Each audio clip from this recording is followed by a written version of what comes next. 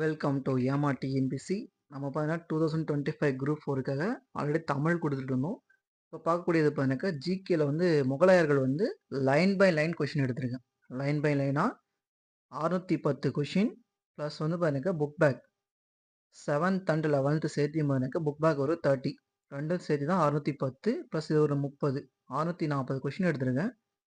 So நாம் இப்போ first இதில் மட்டும் பார்க்கக்கூடியது பார்த்தீங்கன்னாக்கா பாபர் டு அக்பர் வரைக்கும் பாபர் டு அக்பர் வரைக்கும் 285 கொஷின்ஸ் வந்து பார்க்கலாம். முடிஞ்ச அளவுக்கு ட்ரை பண்ணுங்க. யாராச்சும் எவ்வளோ கொஷின் போட முடியுது அப்படின்னு சொல்லிட்டு முடிஞ்சா கமெண்ட் பண்ணி பாருங்க. சரிங்களா? உங்களால டெஸ்ட் போட முடிஞ்சா ட்ரை பண்ணி பார்த்துட்டு எவ்வளோ போட்டிருக்குன்னு சொல்லி கமெண்ட் பண்ணி விடுங்க. First question. முகலாய பேரரசை நிறுவியவர் பாபர். முதலாம் பானிபட் போர் நடைபெற்ற ஆண்டு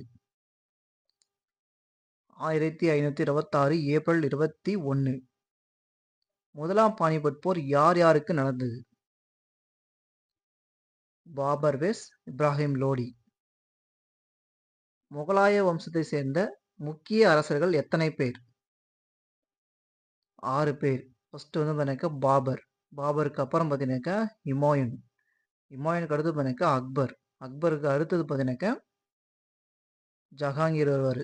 ஜஹாங்கீருக்கு அப்புறம் பார்த்தீங்கன்னாக்கா ஷாஜகான். ஷாஜகானுக்கு அடுத்து பார்த்தீங்கன்னாக்கா அவுரங்கசீப். ஸோ மொத்தம் பார்த்தீங்கன்னாக்கா இவங்க 6 பேர். ஜாஹ்ருதீன் முகமது என்பது யாருடைய பெயர்? பாபர்.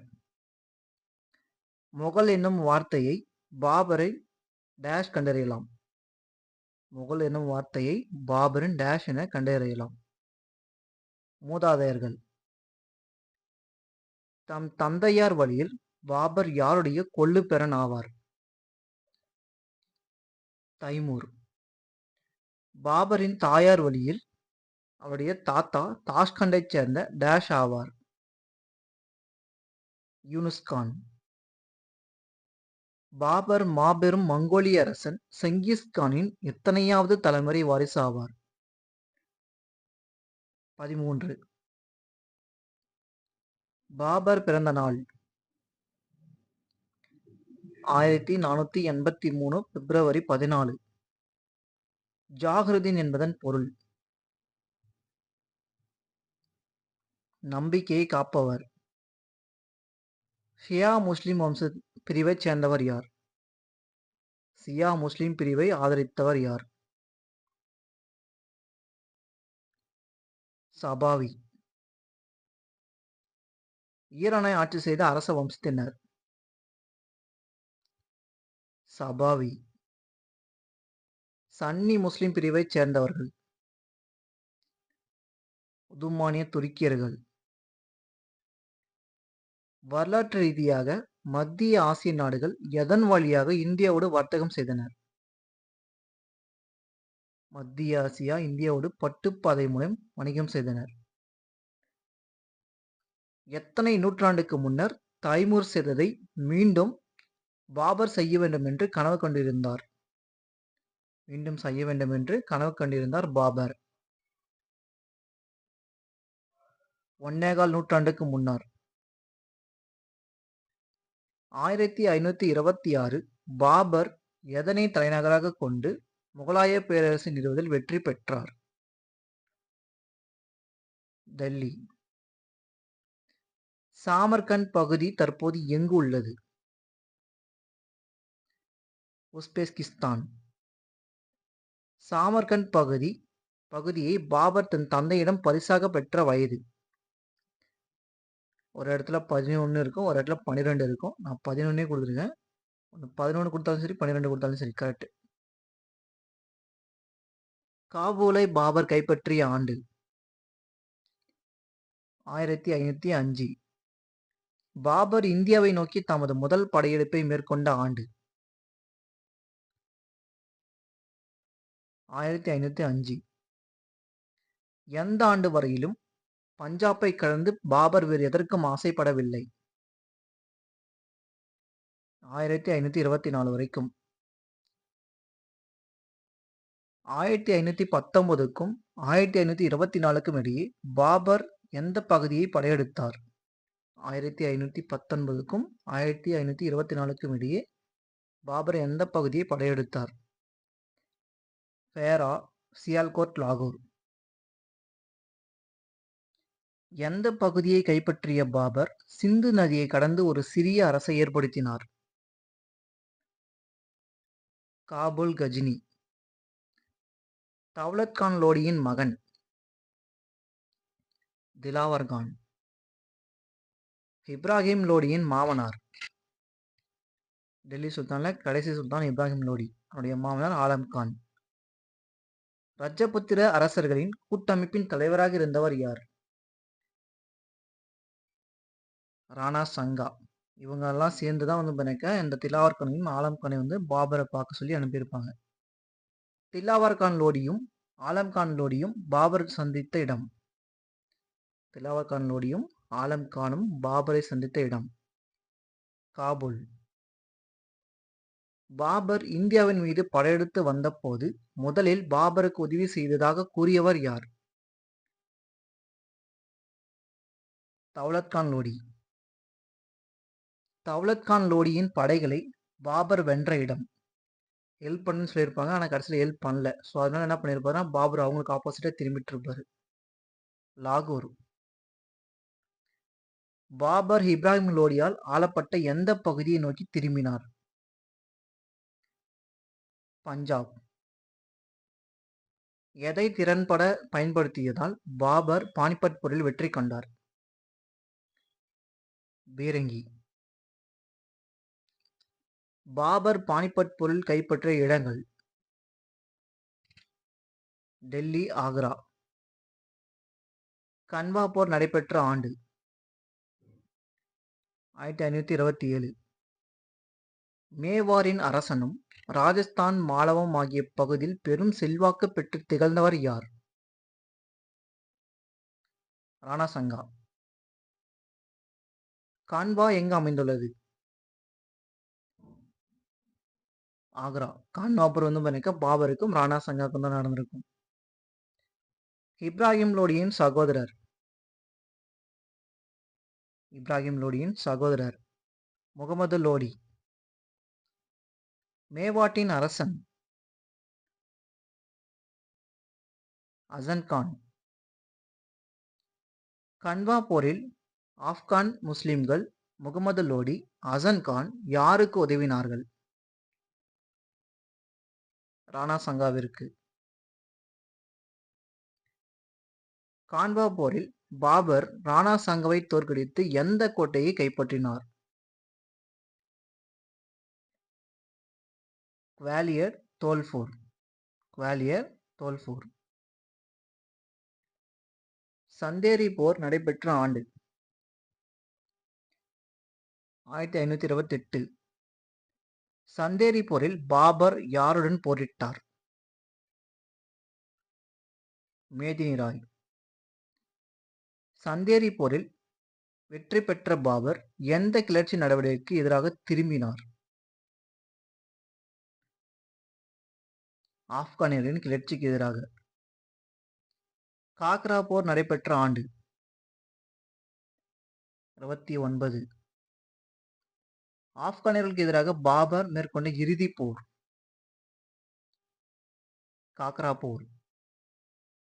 முகமது லோடியும் அவரது மருமகனான டேஷ் பாபருக்கு எதிராக சதி செய்தனர்?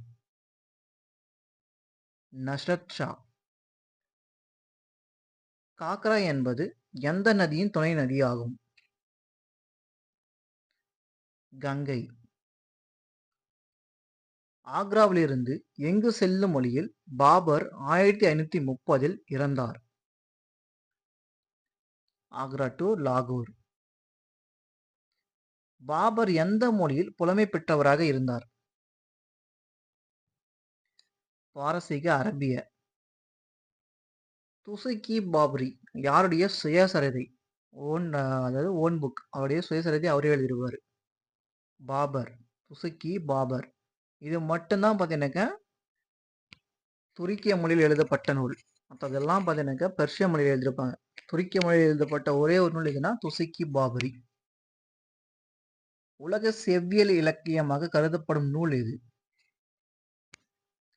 துசுக்கி பாபரி. சுயசரிதை எழுதியது அதே போல ஜஹாங்கீரும். சுயசரிதை எழுதியது பாபர் அண்ட் ஜஹாங்கீர். இந்துஸ்தானத்தின் தலையாய மேன்மை எதுவெனில் இது ஒரு மிகப்பெரிய நாடு என்று தனது குறிப்பில் வெளியிட்டவர் யார்? துசிக்கி பாபரில் பாபர் வெளியிட்டிருப்பாரு. இந்துஸ்தானி பெருமளவில் தங்கத்தையும் வெள்ளியையும் கொண்டுள்ளது என்று குறிப்பிட்டவர் பாபர். இந்துஸ்தானில் ஒவ்வொரு தொழிலுக்கும் ஒவ்வொரு பிரிவுக்கும் பெரும் எண்ணிக்கையிலான தொழிலாளர்கள் முடிவே இல்லாத வகையில் கடுமையாக உழைத்தார்கள் என்று கூறியவர் யார்? பாபர். பாபரின் எல்லைகள் மேற்கு டு கிழக்கு, மேற்கே காந்தகர் டு கிழக்கே வங்காளம் வரைக்கும். பாபருக்கு முன் யார் தம்முடைய மகன்களில் தகுதியுடைய ஒருவரை தமது வாரிசாக அறிவித்தார்? செங்கிஸ்கான். பாபர் யாரை தன் வாரிசாக அறிவித்தார்? ஹுமாயூன். யார் பண்பாடும் கல்வியறிவும் மிக்கவர், ஆனால் தன் தந்தை பாபரை போல் பெரும் வீரர் இல்லாதவர்? ஹுமாயூன். பலவீனமான பொருளாதார முறை, கொள்ளையடிக்கும் இயல்புடைய ஆப்கானியர்கள் ஆகிய இரண்டு சிக்கல்களை யார் எதிர்கொள்ள நேர்ந்தது? ஹுமாயூன். குஜராத்தின் அரசரான யார் ஹுமாயூனுக்கு அச்சத்தை ஏற்படுத்துவராக இருந்தார்? பதவியேற்ற பின்னர் தான் ஷெர்ஷான் குறிப்பிட்டிருப்பாங்க. அதுக்கு முன்னாடி வரைக்கும் ஷெர்கான். ஷெர்கான். ஹுமாயூன் சகோதரர்கள் கம்ரான், அஸ்காரி, ஹிண்டல். கம்ரான் எந்த பகுதிக்கு பொறுப்பு வகித்தார்? காபூல் டு காந்தகர்.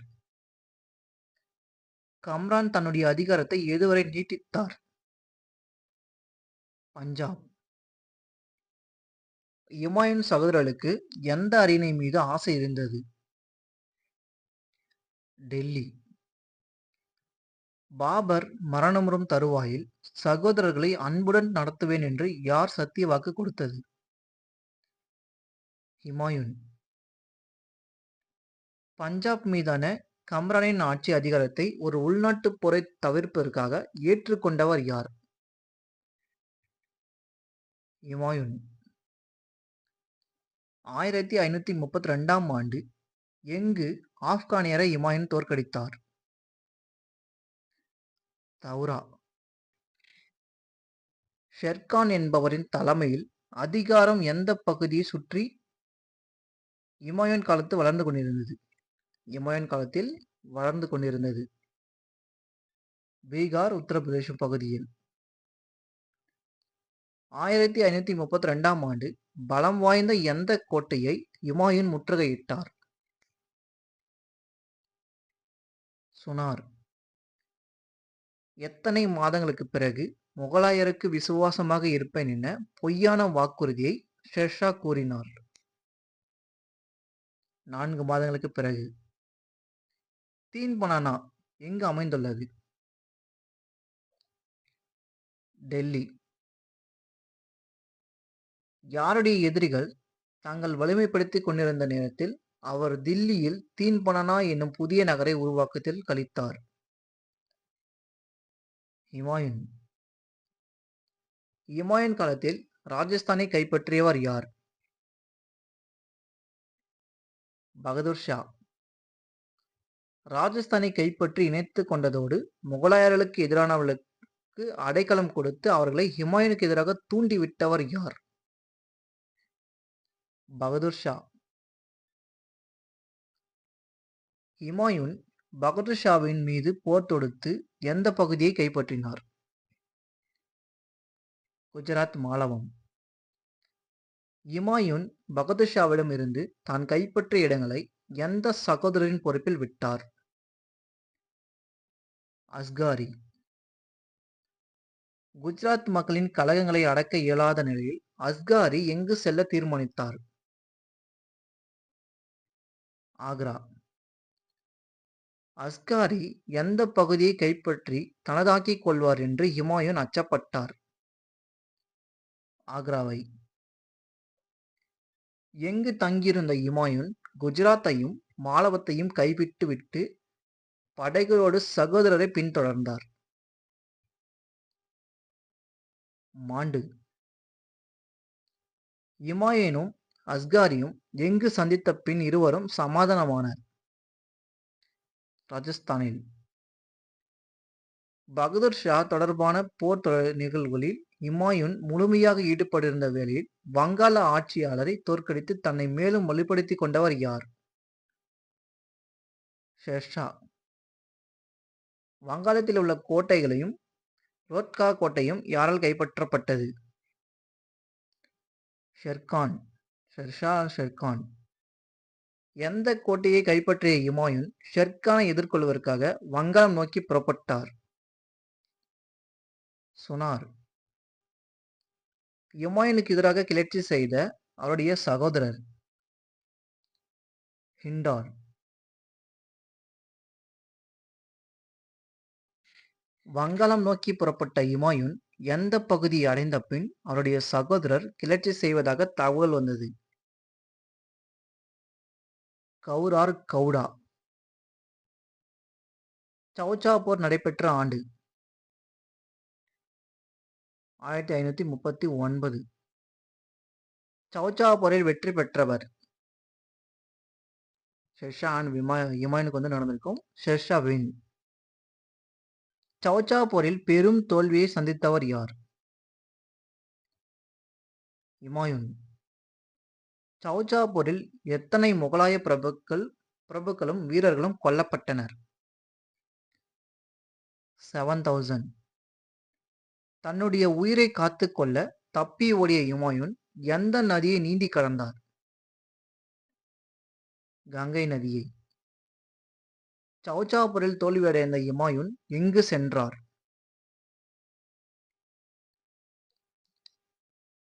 ஆக்ரா. ஆக்ராவை சென்றடைந்த ஹுமாயூன் எந்த சகோதரர்களின் உதவியோடு எதிர்கொள்ள படை ஒன்றை திரட்டினார்? ஷெர்ஷாக்கு ஆப்போசிட்டா படையை திரட்டினார்.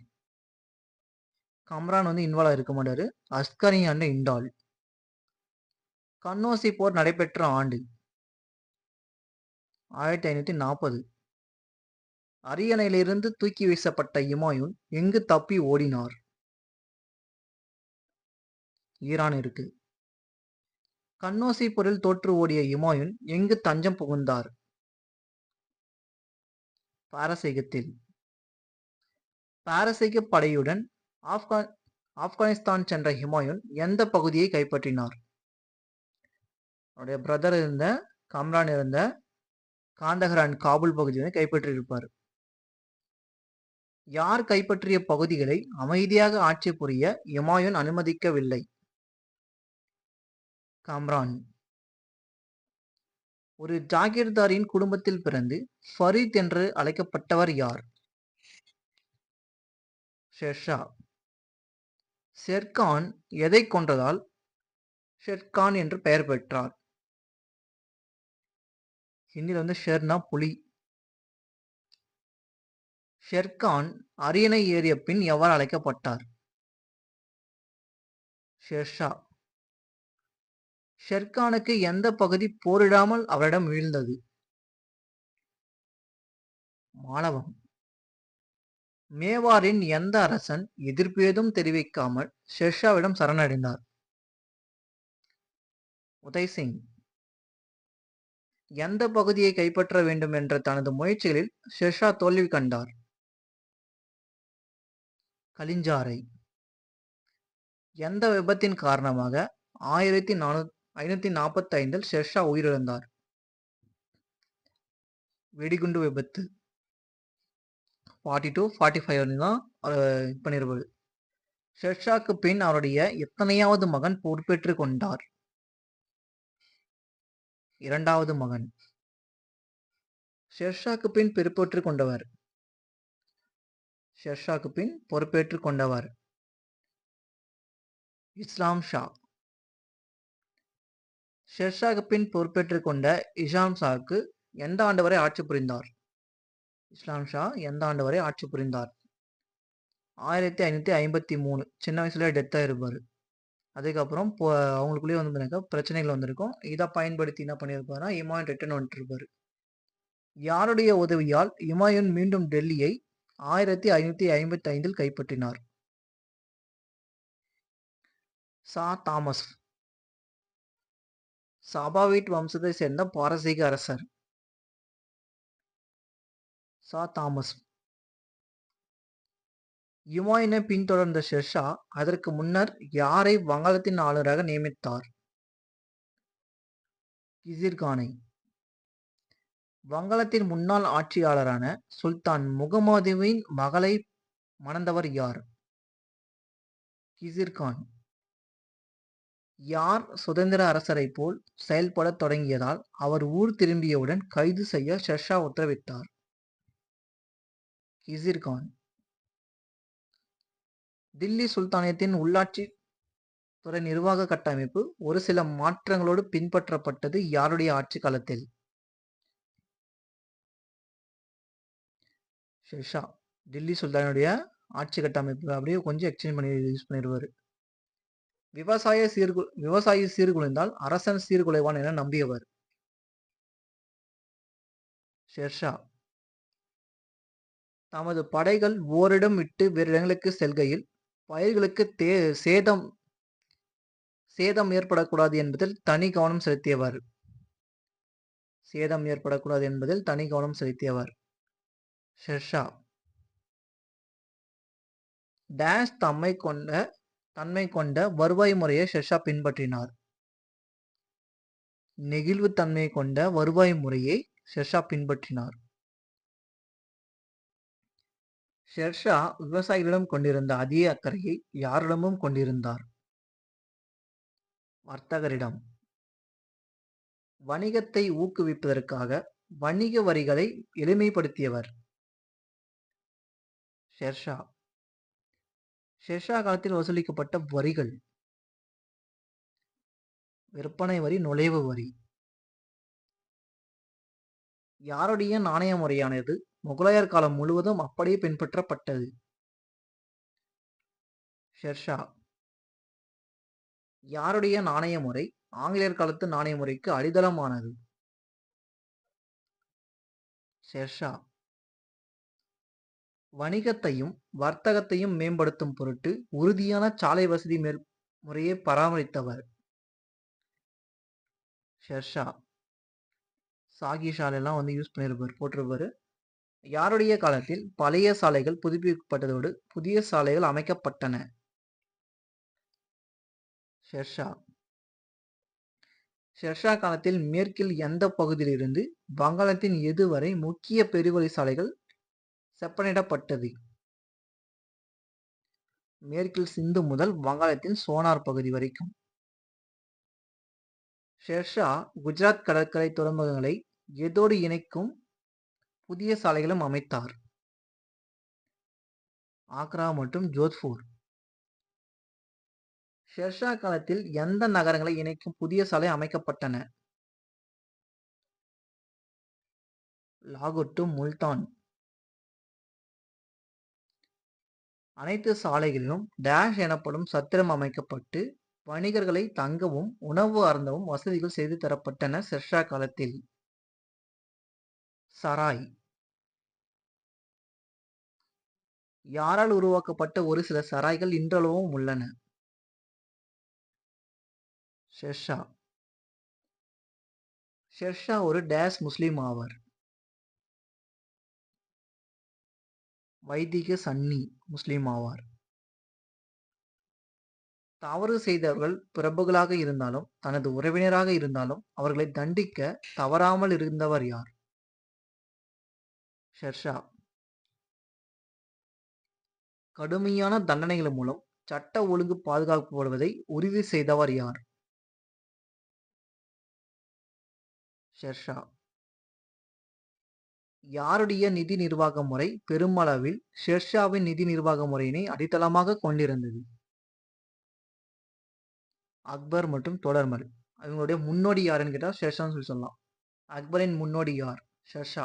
தோடர்மலின் முன்னோடி ஷெர்ஷா. யாருக்கு புதிய நகரங்களை நிர்மாணிக்கவோ கட்டிடங்களை கட்டவோ போதிய கால அவகாசம் கிடைக்கவில்லை? ஷெர்ஷா. 42-45 வரைக்கும் தான் இருந்திருப்பாரு. ஷெர்ஷா எங்கு கோட்டை சுவர்களுடன் கூடிய ஒரு புதிய நகரை நிர்மாணிக்க தொடங்கினார்? டெல்லியில். புராணக்கிலா என அழைக்கப்படும் நகரை நிர்மாணித்தவர்? டெல்லியில் இருக்கு புராணக்கிலா. ஸோ அதை நிர்மாணித்தவர் ஷெர்ஷா. ஷெர்ஷாவின் கல்லறை மாடம் எங்கு அமைந்துள்ளது? பீகார்ல சசாரம் பகுதியில். ஷெர்ஷாவின் கல்லறை மாடத்தை கட்டியவர் யார்? அவரே கட்டியிருப்பார் ஷெர்ஷா. ஷெர்ஷா இறந்த ஆண்டு? 1545. எந்த கோட்டைக்குள் இருந்த நூலகத்தின் மாடிப்படியிலிருந்து விழுந்து ஹுமாயூன் இறந்து போனார்? ஹுமாயூன் திருப்பி வந்துட்டு போனாக்கா மாடிப்படியிலிருந்து விழுந்து செத்து போடுவார். டெல்லி. வாழ்க்கை முழுவதும் தவறே விழுந்த ஹுமாயூன் வாழ்க்கையை விட்டு தவறி விழுந்து இறந்தார். வாழ்க்கையை விட்டு தவறி விழுந்து இறந்தார் என்று கூறியவர் யார்? லான்ஃபோல். எந்த பாலைவனங்களில் ஹுமாயூன் அலைந்து திரிந்து இருந்தார்? ரஜபுதினத்து. அக்பர் பிறந்த ஆண்டு? 1542. அக்பரின் இயற்பெயர்? ஜலாலுதீன். அக்பரின் தலைசிறந்த பாதுகாவலராக இருந்தவர் யார்? பைராம் கான்.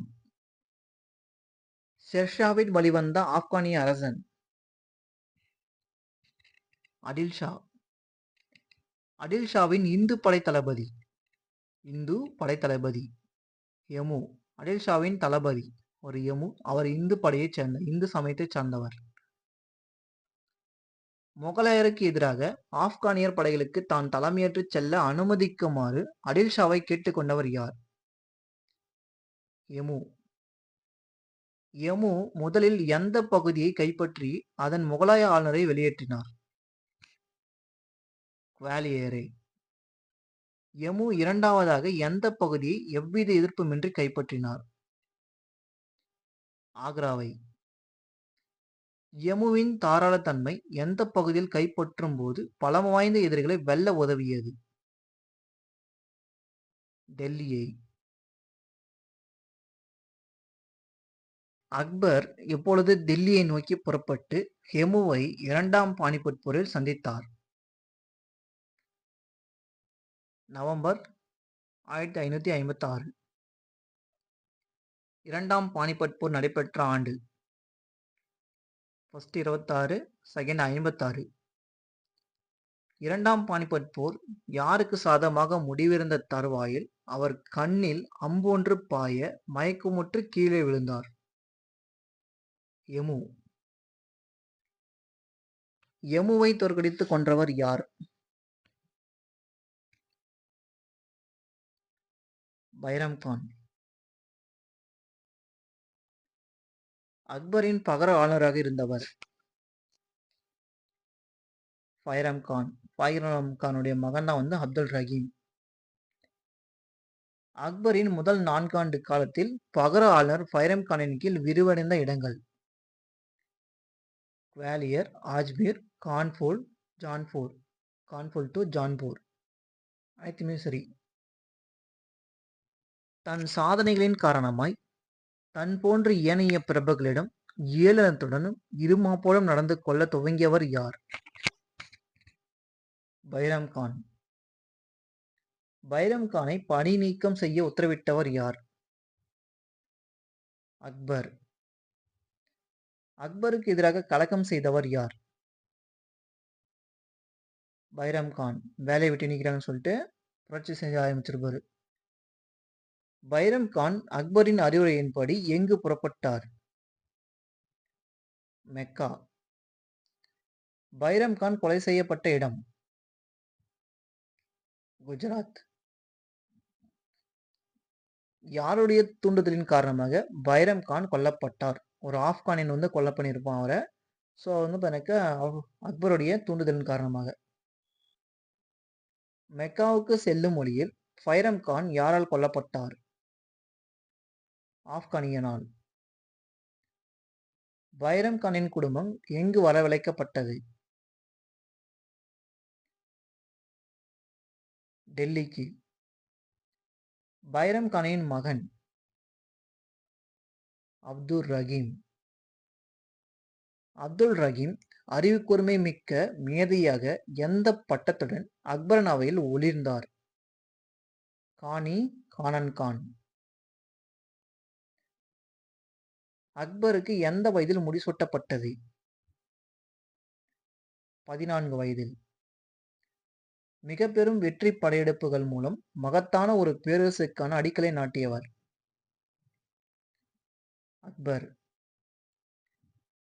1562 மாலவத்தை ஆட்சி செய்தவர்?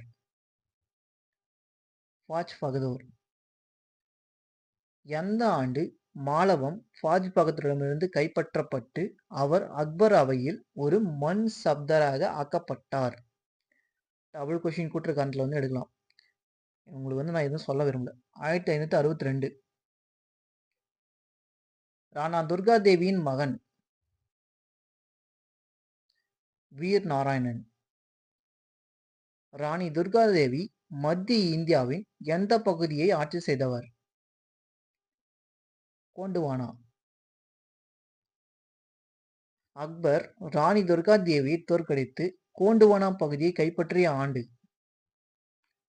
1564. மேவார் அரசரான டேஷ் சித்தூரை இழப்பதற்கு முன்னர் கடுமையாக அக்பரிடம் போரிட்டார்? ராணா உதய் சிங்.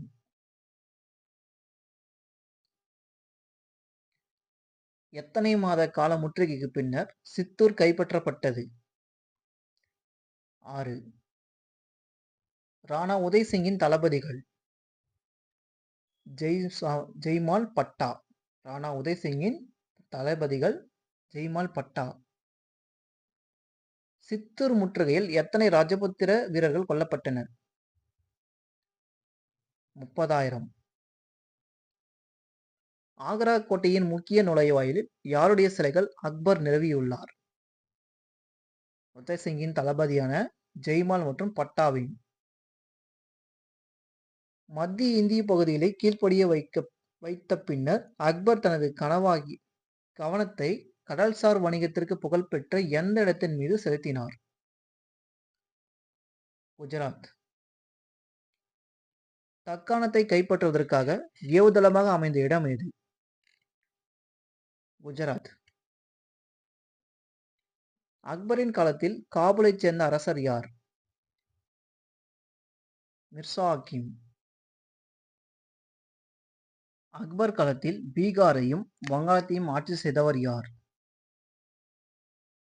தாவூத் கான். குஜராத் கைப்பற்றப்பட்ட ஆண்டு? 1573. 1573 அக்பர் குஜராத்தை யாரிடமிருந்து கைப்பற்றினார்? முசாஃபர் ஷாவிடமிருந்து. பீகாரையும் வங்காளத்தையும் ஆட்சி செய்த தாவூத் கான் அக்பரால் தோற்கடிக்கப்பட்டு அவ்விரு பகுதிகள் எந்த ஆண்டு முகலாய பேரரசுடன் இணைக்கப்பட்டது? பீகார் அண்ட் வங்காளம். 76. யார் உதவியுடன் அக்பர் காபூலைச் சேர்ந்த மிர்சா ஹக்கீமை தோற்கடித்தார்? ராஜா மான்சிங் பகவன் தாஸ். அக்பர் காஷ்மீரை கைப்பற்றிய ஆண்டு?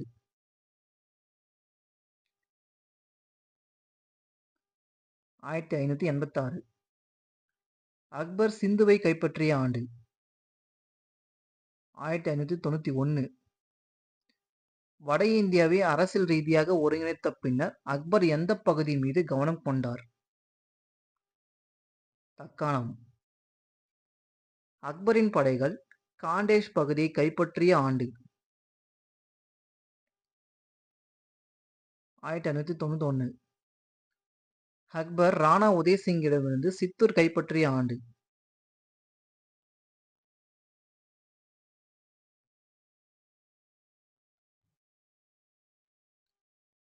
1568. அக்பர் ராணா உதய்சிங்கை வந்து ராந்தம்பூரை கைப்பற்றிய ஆண்டு 1569. ஆல்டிகாட் போர் நடைபெற்ற ஆண்டு 1576. ராணா உதய்சிங்கின் மகன் ராணா பிரதாப் சிங். ஆல்டிகாட் போரில் அக்பரிடம் தோற்றவர் யார்? ராணா பிரதாப் சிங். ராணா பிரதாப் சிங்கின் குதிரையின் பெயர் சேத்தக். தென்னிந்தியாவின் அகமது நகர் அரசின் பகர ஆளுநராக இருந்தவர் யார்?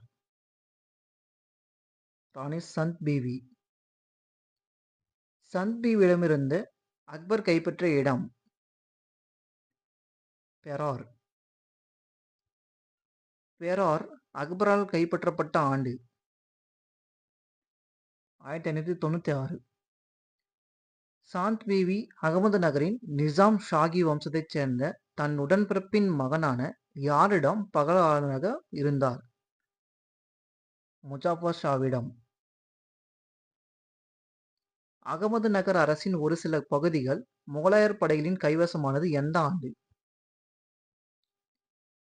1600.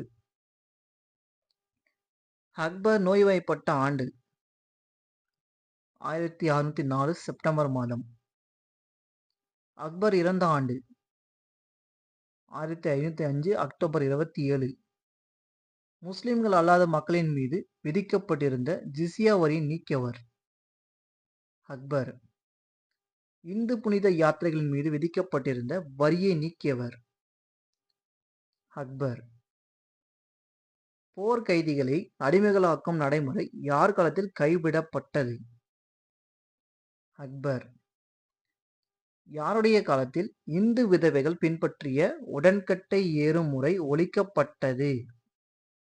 அக்பர். ராஜாராமராயின் முன்னோடியார்னா அக்பர்னு சொல்லலாம். ரஜபுத்திர கொள்கையோடு ராஜபுத்திர அரச குடும்பங்களோடு திருமண உறவை மேற்கொண்டவர் யார்? ரஜபுத்திர கொள்கையோடு ரஜபுத்திர அரச குடும்பங்களோடும் திருமண உறவை மேற்கொண்டவர் அக்பர். அக்பர் காலத்தில் யாருக்கு அரசவையில் உயர்ந்த பதவிகள் வழங்கப்பட்டன?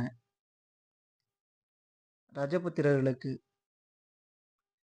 யாருக்கு முன்னரே பல முஸ்லிம் அரசர்கள் ரஜபுத்திர இளவரசிகளை திருமணம் செய்து இருந்தார்கள்? அக்பருக்கு முன்னோடியே. ஆம்பர் நாட்டு அரசர் யார்?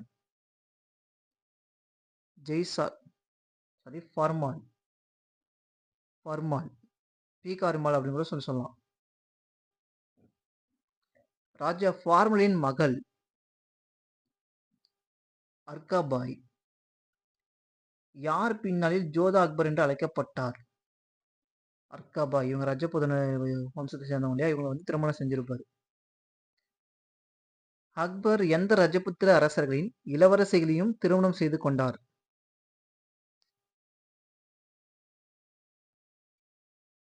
பீகானிர் ஜெய்சால்மர். அர்காபாய் பெற்றெடுத்த இளவரசர் சலீம், ஜஹாங்கீர், குர்ரம், ஷாஜகான். ராஜா பகவான் தாஸின் மகளை கரம் பற்றியவர் யார்? சலீம், ஜஹாங்கீர். ராஜா பகவான் தாஸின் மகன் ராஜா மான்சிங். யார் அக்பரின் நம்பிக்கை உரிய படைத்தளபதி ஆவார்? மான்சிங். முகலாயர்களோடு திருமண உறவு மேற்கொள்ளக்கூடாது என நினைத்த ரஜபுத்திரர்களும் யார் அவையில் உரிய மரியாதை பெற்றனர்? அக்பர் அவையில். அக்பரின் எந்த கொள்கை மிக சிறந்த இராணுவ தளபதிகளையும் சிறந்த நிர்வாகிகளையும் பேரரசுக்கு வழங்கியது? ரஜபுத்திர கொள்கை. அக்பர் காலத்தில் வருவாய்த்துறை நிர்வாகத்தில் நிபுணத்துவம் உடைய யார் திவானாக பதவி உயர்த்தப்பட்டார்? ராஜா தோடர்மால். அக்பரால் பெரிதும் விரும்பப்பட்ட நண்பர் யார்? ராஜா பீர்பால். அக்பர் காலத்தில் முகலாய பேரரசை எதிர்த்து நின்ற ரஜபுத்திர அரசர்கள். மேர்வார், மாவார். ராணா பிரதாப் சிங் அக்பரின் அதிகாரத்தை ஏற்காமல் எந்த ஆண்டு வரை தொடர்ந்து போரிட்டார்? 1597 வரை.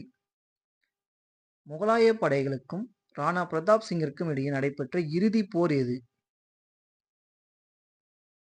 ஆல்டிகாட் போர் 1576 சொல்லி பார்த்துருப்போம். மார்வார் வேறு எவ்வாறு அழைக்கப்பட்டது? ஜோத்பூர். மார்வாரின் மால்தியோ ராத்தோரின் மகள் யார்? சந்திராசென். சந்திராசென் தான் எப்பொழுது இறக்கும் வரைக்கும் முகலாயரை எதிர்த்தார்? 1581. யாருடைய சகோதரர்கள் முகலாயர்கள் பக்கமிருந்து போரிட்டனர்? சந்திரசேன். சந்திரசேன் ஆப்போசிட்டா போரிட்டு இருக்காரு. ஆனா அவருடைய சகோதரர்கள் அக்பருக்கு கூட இருந்திருப்பாங்க. தொடக்கத்தில் அக்பரின் தலைவராக இருந்த பகுதி எது? ஆக்ரா. ஆக்ராவை தவிர்த்து பின்னாளில் எந்த புதிய தலைநகரை அக்பர் உருவாக்கினார்? ஃபதேபூர் சிக்ரி. உன்னதமான புலந்தர்வாசா எங்கு உள்ளது? புலந்தர்வாசா அக்பரால் கட்டப்பட்டது ஃபதேபூர் சிக்ரியில். இப்பொழுது கைவிடப்பட்ட நகரமாக இருந்தாலும் இன்றும் ஒரு அழகான மசூதிகளோடு உன்னதமான புலந்தர்வாசா மற்றும் ஏனைய கட்டிடங்களும் திகழும் பகுதி ஃபதேபூர் சிக்ரி. ஃபதேபூர் சிக்ரி உள்ள மாநிலம் யூபி. முறைப்படுத்தப்பட்ட மையப்படுத்தப்பட்ட நிர்வாக முறையை உருவாக்கியவர் யார்? அக்பர். அக்பர் எந்த முறையை அறிமுகம் செய்தார்? மன்சப்தாரி. யாருடைய காலத்தில் பிரபுக்கள், குடிமைப்பணி சார்ந்த இராணுவ நிர்வாகம் சார்ந்த அதிகாரிகள் ஆகிய அனைவரும் ஒன்றுபடுத்தப்பட்டு ஒரே பணியின் கீழ் கொண்டு வரப்பட்டன? அக்பர். அக்பர் கால அதிகாரிகளுக்கு என்ன பட்டம் வழங்கப்பட்டது? மன்சப்தாரி. மன்சப்தார் என்பது தகுதி எந்த இரு வகைப்பட்டது? மன்சப்தார் எந்த இரு வகைப்பட்டது? ஜாட் அண்ட் சாவார். ஒவ்வொரு மன்சப்தாரும் பெரும் இராணுவ வீரர்களின் எண்ணிக்கை நிர்ணயம் செய்யும் பெயர்? ஜாட். ஜாட் என்பது இராணுவ வீரர்களை இடம்பெற செய்வது. ஜாட் என்பது எத்தனை வீரர்களை கொண்டிருந்தது? 10 முதல் 10,000 வரை. மன்சப்தாரின் கீழ் இருக்கும் குதிரைகளின் எண்ணிக்கை குறிக்கும் பெயர்? குதிரை சவாரி. ஞாபகம், சவார். எந்த முறையானது பிரபுக்களின் இனக்குழு தளத்தை பல்வகைப்பட்டதை மாற்றி அமைத்தது? மன்சப்தாரி. அக்பரின் தொடக்க காலங்களில் பிரபுக்கள் முற்றிலும் எந்த பகுதியை சார்ந்தவராக இருந்தனர்? மத்திய ஆசியா, பாரசீகம். எந்த முறை அறிமுகமான பின்னர் ரஜபுத்திரரும் ஷேக்தா என்று அழைக்கப்பட்ட இந்திய முஸ்லிம் பிரபுகள் எவ்வாறு அழைக்கப்பட்டன? ஷேக்சதா வரிசையில் இடம்பெற்றனர். மன்சப்தாரி. மன்சப்தார்களின் ஊதியம் பணமாக நிர்ணயம் செய்யப்பட்டாலும் அதற்கு மாறாக அவர்களுக்கு எது ஒதுக்கப்பட்டது? ஜாகீர் என்றாலும் நிலங்கள் தான். நிலங்கள் என்றால் ஜாகீர். ஏ அண்ட் பி சரி. மன்சப்தார்களுக்கு ஒதுக்கப்பட்ட பகுதியிலிருந்து அவர்கள் எதை வசூலித்துக் கொள்ளலாம்? பணத்தை. அக்பர் காலத்தில் எந்த பதவியானது பரம்பரை உரிமை சார்ந்தது அல்ல? மன்சப்தார். ஒரு மன்சப்தார் மரணமடைந்து விட்டால் அவருக்கு வழங்கப்பட்டிருந்த எது அரசு உடனடியாக கையகப்படுத்தும்?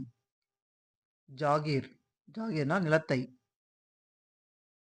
அக்பர் எந்த முஸ்லிமாக தனது வாழ்க்கையை தொடங்கினார்? வைதிக. அக்பரின் எந்த தத்துவங்கள் ஏற்படுத்திய தாக்கத்தின் காரணமாக ஒரு இணக்கமான போக்கை மேற்கொண்டார்? சூபி. ஏனைய மதங்கள் தொடர்பான கோட்பாடுகளை தெரிந்து கொள்வதில் ஆர்வம் கொண்டவர் யார்? அக்பர். அனைவருக்கும் அமைதி எனும் தத்துவத்தை பரப்புரை செய்தவர்? அமைதி. அக்பர். சுல்லி குல் என்பது என்ன? அமைதி. அக்பரின் சமகால வரலாற்று அறிஞர்? ஃபத்தானி. அக்பர் மேற்கொண்ட தத்துவ விவாதங்கள் மீது வெறுப்பு கொண்ட எந்த வரலாற்று அறிஞர் அக்பர் இஸ்லாமியத்தை புறக்கணித்தார் என்று குற்றம் சாட்டினார்? ஃபத்தானி. ஹிபத்கானா என்னும் வழிபாட்டு கூட்டத்தை நிறுவியவர்? இபாதத்கானா அக்பர். தொடக்கத்தில் எந்த அறிஞர்கள் இபாத்கானாவில் கூடி ஆன்மீக விஷயங்கள் குறித்து விவாதித்தனர்? இஸ்லாமியர்கள். ஹிபத்கானாவில் இந்துக்களையும் கிறிஸ்தவர்களையும் ஜெராஸ்டர்களையும் சமணர்களையும் கடவுள் மறுப்பாளர்களையும் விவாதங்களுக்கு பங்கேற்க வரவேற்றவர்? அக்பர். எங்கு நடைபெற்ற விவாதங்கள் மதங்களிடையே கசப்புணர்வை ஏற்படுத்தியது? ஹிபத்கானாவில். ஹிபத்கானா நிறுத்தப்பட்ட ஆண்டு? 1582. அக்பர் காலத்து இந்து மதத்தைச் சேர்ந்த ஞானி? புருஷோத்தம் தேவி. அக்பர் காலத்து ஜொராஸ்ட்ரியம் மதத்தைச் சேர்ந்தவர்?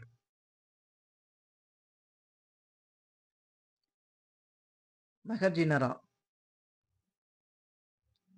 அக்பர் காலத்து போர்த்துகீசிய கிறிஸ்தவ மதத்தைச் சார்ந்தவர்?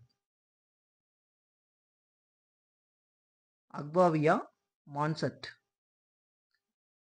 அக்பர் காலத்து சமண மதத்தைச் சேர்ந்தவர்? ஹரவிஜய சூரி. ஒரே ஒரு கடவுள் மட்டும்தான் இருக்கிறார் என்று உணர்ந்தவர் யார்? அக்பர். அக்பருடைய தத்துவத்தை விளக்குவதற்காக அக்பருக்கு உதவி செய்தவர்? ஃபத்தானி. அக்பருடைய தத்துவத்தை விளக்க அக்பரும் ஃபத்தானியும் பயன்படுத்திய சரியான சொல்? தௌகத் ஹே இலாஹி. தீன் இலாஹின்னு கூட சொல்லலாம். தீன் இலாஹி என்பது தௌகத் ஹே இலாஹி. எந்த சொல்லின் நேரடி பொருள் தெய்வீக ஒரு கடவுள் கோட்பாடு ஆகும்? தௌஹத் இலாஹி. இது ஒரு எந்த சமயமும் கிடையாது. எது ஒரு புதிய மதம் அல்ல, ஆனால் சூபி மரபின் ஒரு வகை முறையாக கருதலாம். தௌஹத் இலாஹி. தீன் இலாஹி. அக்பர் டேஷ் என்ற முறையில் அவர் சீடர்களை சேர்த்திருந்தார்? ஃபீர்னா மதகுரு. மதச்சார்பற்ற கோட்பாடுகளை பல்வேறு நம்பிக்கைகளை சார்ந்தவர்களுக்கு சரிசமமான சகிப்புத்தன்மையும் சம மதிப்பையும் வழங்குவதை குறிக்கோளாக கொண்டு ஒரு அரசை உருவாக்குவது யாருடைய நோக்கமாகும்? அக்பருடைய நோக்கம். ஒரு பெரிய மொழியாக்கத் துறையை உருவாக்கியவர் யார்? அக்பர். சமஸ்கிருத, அரபிய, கிரேக்க மற்றும் ஏனைய மொழி நூல்களை எந்த மொழியில் மொழியாக்கம் செய்வதற்கு அக்பர் ஒரு மொழியாக்கத் துறையை உருவாக்கினார்? எல்லாமே பார்த்தீங்கன்னாக்கா பாரசீக மொழியில மொழிபெயர்க்குன்னு சொல்லிட்டு விட்டுருப்பாரு. ராமாயணம், மகாபாரதம், அதர்வ வேதம், விவிலியம், குரான் ஆகியவை அனைத்தும் அக்பர் காலத்தில் எந்த மொழியில் மொழிபெயர்க்கப்பட்டன? பாரசீக மொழியில். எது அக்பருக்கு பின்னால் இல்லாமல் போனது? தீன் இலாஹி. அக்பர் எதை பெரிதும் ஆதரித்தார்? கல்வியை. அக்பருக்கு சொந்தமான நூலகத்தில் எத்தனைக்கும் மேற்பட்ட கையெழுத்து பிரதிகள் இருந்தன? 4000. அக்பர் காலத்தில் இருந்த நூல் ஆசிரியர்கள்? அபுல் பாசில், அபுல் ஃபைசி, அப்துல் ரஹீம் கானி கனான்னு சொல்லக்கூடியவர். இவங்கெல்லாம் நூல் ஆசிரியர்கள். அக்பர் காலத்தில் இருந்த சிறந்த கதை ஆசிரியராக இருந்தவர் யார்? பீர்பால். அக்பர் காலத்தின் திறமையான அதிகாரிகள் ராஜா தோடர்மால், ராஜா பகவான் தாஸ், ராஜா மான்சிங். அனைத்தும் சரி. அக்பர் அவையில் இடம்பெற்றிருந்த பாடலாசிரியரும் இசை மேதையும் தான்சேன். அக்பர் அவையை அலங்கரித்த ஓவியர் தஷ்வந்த். அக்பருக்கு பின்னர் அவருடைய ரஜபுத்திர மனைவிக்கு பிறந்த இளவரசரான யார் அரியணை ஏறினார்? சலீம் என்று அழைக்கக்கூடிய ஜஹாங்கீர். அவ்வளோதான், கொஷின் வந்து முடிஞ்சது. அதே போல் இன்னைக்கோட உங்களுக்கு வீடியோ கொடுக்குறதா லாஸ்ட், சரிங்களா? நான் வந்து பார்த்தீங்கன்னாக்கா உங்களுக்கு டெஸ்ட் பேட்ச் கொடுக்குறது எல்லாமே ஏற்பாடு பண்ணேன். அதை பற்றி யாரும் வாயை திறக்காதனால நான் இதுக்கப்புறம் யூடியூப்பில் வாயை திறக்கல. இதுக்கப்புறம் யூடியூப்பில் நான் வீடியோவும் போஸ்ட் பண்ணல, சரிங்களா? இது என்னுடைய லாஸ்ட் வீடியோ. ஸோ இந்த கொஷின் இன்னைக்கு மட்டும் இதை ரெடி பண்ணுறது கிட்டத்தட்ட 3 நாள் இருக்குது. நான் கஷ்டப்படுற அளவுக்கு எனக்கு வந்து இதில் வந்து எந்த ப்ராஃபிட்டும் இல்லை. ஸோ நான் பழையபடி வேலைக்கே போகலான்னு முடிவு பண்ணிட்டேன். ஏன்னா ரொம்ப ரொம்ப எனக்கு ரெடியூஸ் ஆகிட்டு இருக்கு. எனக்கு இதில் வந்து எந்த ஒரு ப்ராஃபிட்டும் கிடையாது, சரிங்களா? நீங்கள் நினச்சிட்டு இருப்பீங்க யூடியூப் ரன் ஆகிட்டு இருக்கு, அமௌண்ட் வந்துட்டு இன்னும் ₹1 எடுக்கவும் கிடையாது. நான் டெஸ்ட் பேட்ச் கொடுத்து எவனும் ஜாயின் பண்ணவும் கிடையாது. ஸோ அதனால் வந்து எனக்கு எந்த ப்ராஃபிட்டும் இல்லாமல் உங்களுக்கு தரமாக கொடுத்ததை வந்து நீங்கள் வந்து இழந்துட்டீங்க, அவ்வளோதான் என்னை பொறுத்த வரைக்கும். உண்மையிலேயே நான் சொல்கிறேன். உங்களுக்கு இந்த 1 லேக் கொஷினும் எடுத்தேன் நான், ப்ளஸ் பார்த்தீங்கன்னாக்கா டிஎன்பிசியில் எடுக்கிற கொஷின் மாதிரியும் எடுத்தேன். 2 கொஷினும் எடுத்தேன். யாருமே வந்து அதை யூஸ் பண்ணிக்கல. ஸோ யூஸ் பண்ணிக்காத காரணத்தால் நான் என் வேலையை பார்க்க போகிறேன். நீங்கள் இதுக்கப்புறம் எந்த யூடியூப் சேனல் படிங்க, எந்த இன்ஸ்டியூட்டாவது போய் படிங்க, நல்லா மார்க் ஸ்கோர் பண்ணிக்கிங்க. ஓகேவா? யாரும் இதுக்கப்புறம் கமெண்டோ மெசேஜோ எதுவுமே வந்து பண்ணக்கூடாது, சரிங்களா? தேங்க்யூ ஃபார் வாட்சிங். தேங்க்யூ. இதோட எல்லாருக்கும் நன்றி.